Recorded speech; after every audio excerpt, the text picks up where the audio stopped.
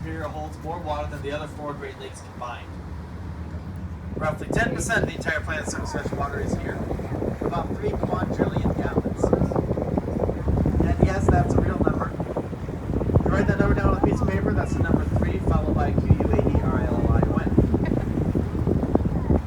Yeah, remember what I said? I got dumb jokes as well. Yeah. Now, in actuality, it's number 3 followed by 15 zeros.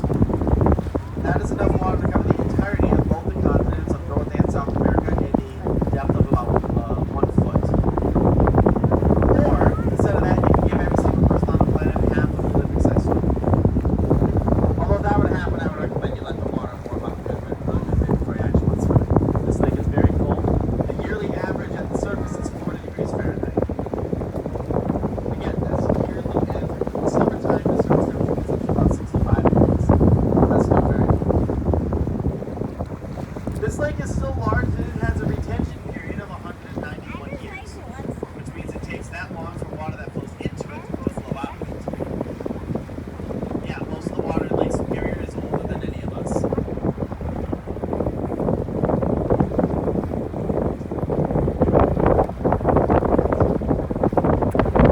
All in all, the 5 Great Lakes, including Lake St. Clair, which is a small lake between Lakes Erie and Huron, contain 21% of the entire planet's surface fresh water, enough to cover the continental 48 United States in uniform depth of 9.5 feet.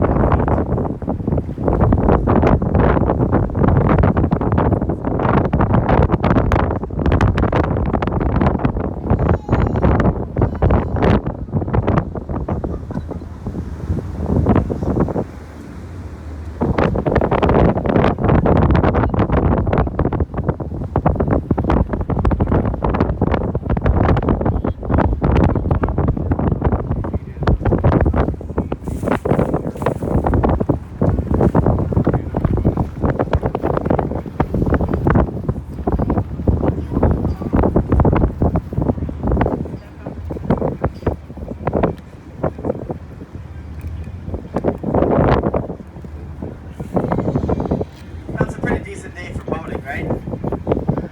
Yeah, I'm glad you agree with me, because if you didn't, I don't know why you're here. Yeah, it might be a little windy. We are entering the fall season, so it's going to start cooling down, especially when the lake is large enough to cause its own weather patterns around here. During the summertime, it's not uncommon for the lake surface to be about 30 degrees cooler at the top of the hill. In the wintertime, it could be 10 degrees, 10 or 20 degrees warmer down here than at the top of the hill. It's pretty impressive, but with the wind, it's making things a little cooler, but it's actually kind of a nice relief. It's been ridiculously hot the last month. Still a decent day. Winds coming in from the southwestern direction.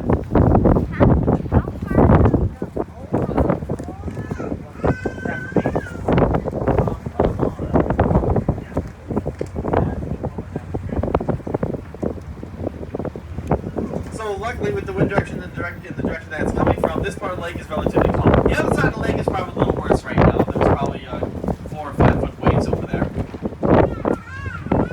Yesterday we had 40-mile-an-hour steady winds. If they were coming in from the lake, there would be no chance that we'd be out here right now. It's still considered a calm day on the lake. The worst time of the year is in November. During that month, we can have storms that cause winds to exceed speeds of a Category 2 hurricane, which is over 110 miles an hour. Those can obviously generate very large waves, usually averaging anywhere between 20 to 35 feet high. Although they can get bigger than that. The largest wave that was recorded on this lake was back in 1998. An 850-foot vessel called Roger Blau recorded a wave that was 43 feet high. To give you a scale, it's about twice the height of this vessel. So if you're on the top deck, it'd be that wave. The top of that wave would be a good 20 feet or so above your head.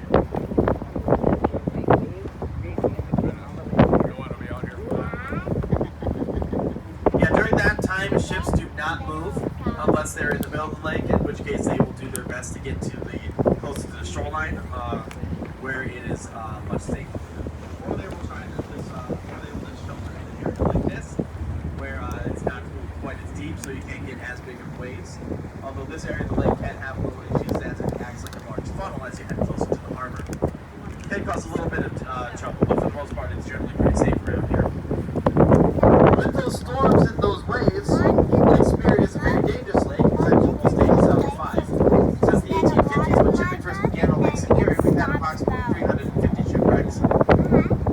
since the 1850s, since humanity's actually been living on the shores of the lake, there's been an estimated 20,000 boats going under the water.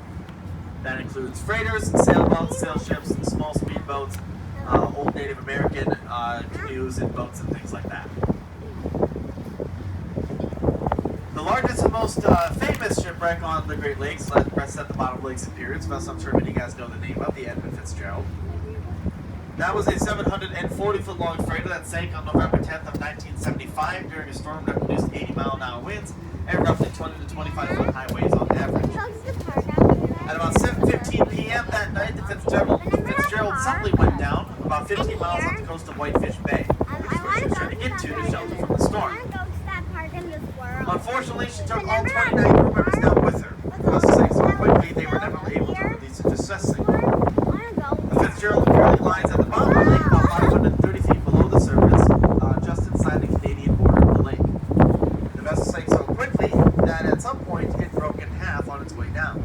The stern section of the ship is upside down, about 180 feet away from the bow.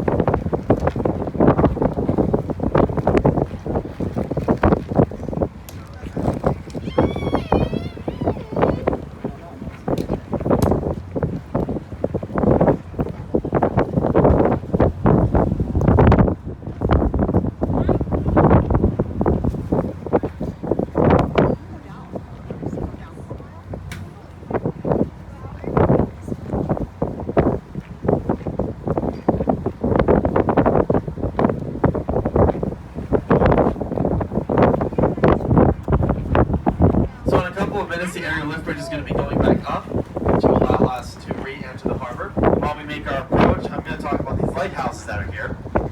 There are 3 lighthouses in front of us, one at the end of each pier. That's the North Pier Lighthouse on the right, South Pier Lighthouse on the left. Then there's a third one over by the bridge on the South Pier. These lighthouses tell ships where the entryway begins and how wide the entryway is. It also tells us where the bridge is. There are occasions where we can be out here and not be able to see the bridge at all due to fog. The lighthouse by the bridge is owned by a local guy named Steve Sola. The 2 lighthouses at the end of the piers are owned by the Coast Guard. The Coast Guard's job is to make sure that they remain operational 24 hours a day, 365 days out of the year. In every weather condition that we can experience. During stormy weather, it's not uncommon to have a Coast Guard member or 2 inside each lighthouse to be there in case something malfunctions. On days like today, though, the lighthouse is just operating on their own. And the Coast Guard will routinely go in there, I believe, about once a month or so to do as a general maintenance update, things like that. You know, making sure the light bulbs are working fine. They don't need to be replaced. They need to make sure everything's running. And otherwise, they go in there to do a little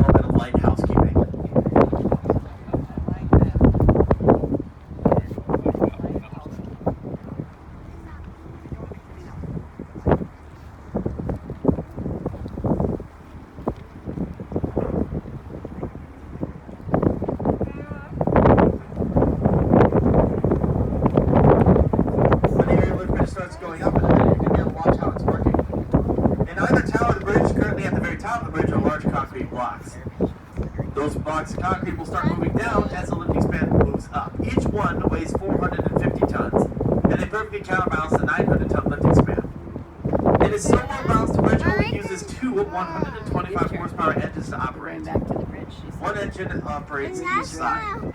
In the upper right-hand corner of the bridge, you can see that there is a steady yellow light up there. That yellow light tells us that right now the current is under 5 miles an hour. Judging by the coloration of the water around us, I would imagine that the current is kind of heading out into the lake. If the current picks up speed, it heads out into the lake, the light will turn green. And if it picks up speed but it's heading into the harbor, the light will turn red. So the current is there to signal to boats and ships the current events.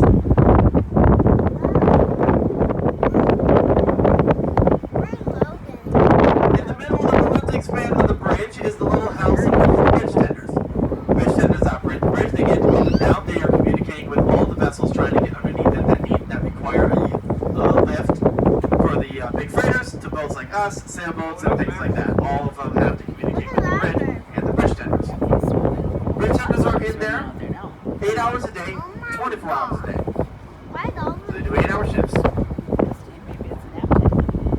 It's generally a pretty laid-back job, but it is a difficult job to get. You need to be an engineer and a mechanic in order to operate the bridge. The reason why is if it stops working or gets stuck halfway up or something like that, you need to be the one to identify the problem and potentially fix it. Which can be a little bit of an issue if there's a freighter coming towards you. In fact, they're so aware of that, but the bridge goes up for about 15 minutes prior to a freighter getting to where we are. They do that so the freighters have enough time to stop. Vessels like the Jakarta that left earlier, they require about a mile of water in front of them to come to a complete stop when they're traveling at a speed of about 6 to 8 miles an hour. So the bridge goes up much earlier to play it safe in case something malfunctions. For the most part, though, the bridge tenders are kind of chilling up there in their little house, watching the lake, watching the activities in the harbor. They've been a little dull on days when there's not a whole lot of shipping activity like today. There's not really any schedule for departures now for the rest of the day as far as I'm aware of. So it can be a little dull, although on those days when there's a lot more shipping activity, I would imagine it's a lot more fun to them to talk to the freighters and watch them go underneath them.